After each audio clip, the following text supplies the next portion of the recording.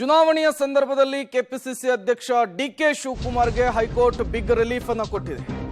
DCM ಡಿಕೆಶಿಗೆ big relief. DKShi ವಿರುದ್ಧದ ಎಫ್ಐಆರ್ಗೆ ಹೈಕೋರ್ಟ್ ತಡೆಯನ್ನ ಕೊಟ್ಟಿರುವಂಥದ್ದು.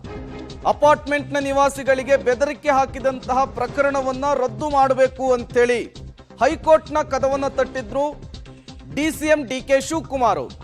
ಚುನಾವಣಾ ಪ್ರಚಾರದ ಗುಣಮಟ್ಟದ ಕುಸಿತಕ್ಕೆ ಹೈಕೋರ್ಟ್ ಕಳವಳವನ್ನು ವ್ಯಕ್ತಪಡಿಸಿದೆ. ಭಾಷಣದ ವೇಳೆ ಇದು ಪುನರಾವರ್ತನೆಯಾಗದಂತೆ ಎಚ್ಚರವನ್ನು ವಹಿಸಿ ಅನ್ನುವಂತಹ ಸೂಚನೆಯನ್ನು ಪಾಸ್ ಮಾಡಿದೆ.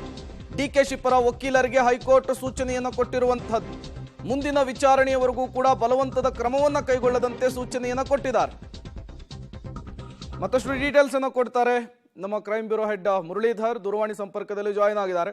ಮುರಳಿ, ಚುನಾವಣೆಯ ಸಂದರ್ಭದಲ್ಲಿ ಕೆಪಿಸಿಸಿ ಅಧ್ಯಕ್ಷ ಡಿಕೆ ಶಿವಕುಮಾರ್ಗೆ ಬಿಗ್ ರಿಲೀಫ್ ಸಿಕ್ಕಿರುವಂತಹದ್ದು.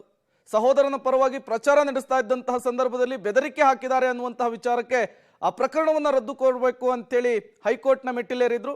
ಇವತ್ತು ಏನಾಯ್ತು ನ್ಯಾಯಾಲಯದಲ್ಲಿ ಅಂತ?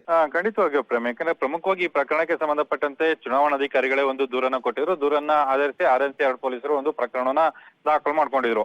ಅಂದ್ರೆ ಡಿಕೆಶಿ ಪರ ವಕೀಲರು ಇವತ್ತು ಹೈಕೋರ್ಟ್ಗೆ ಒಂದು ಅರ್ಜಿಯನ್ನ ಹಾಕಿ ಪ್ರಕರಣಕ್ಕೆ ತಡೆಯನ್ನ ಕೊಡಬೇಕು ಮತ್ತು ಪ್ರಕರಣವನ್ನ ರದ್ದು ಮಾಡಬೇಕು ಅಂತ ಹೇಳಿ ಒಂದು ಮನವಿಯನ್ನ ಮಾಡಿದ್ರು. ಮನವಿಯನ್ನ ಮಾಡೋ ಸಂದರ್ಭದಲ್ಲಿ ಅರ್ಜಿಯ ವಾದ ಮತ್ತು ಪ್ರತಿವಾದವನ್ನು ಆಲಿಸೋ ಸಂದರ್ಭದಲ್ಲಿ ಏನೋ ಹೈಕೋರ್ಟ್ ನ್ಯಾಯಮೂರ್ತಿಗಳು ಒಂದು ಸೂಚನೆಯನ್ನು ಕೂಡ ಕೊಟ್ಟಿರುವಂತದ್ದು. ಈಗ ಅವ್ರಿಗೆ ತಾತ್ಕಾಲಿಕ ರಿಲೀಫ್ ಆಗಿದೆ, ಆದ್ರೆ ಅದರಲ್ಲಿ ಒಂದು ಸೂಚನೆಯನ್ನ ಕೊಡ್ತಾ ಹೋಗ್ತಾರೆ.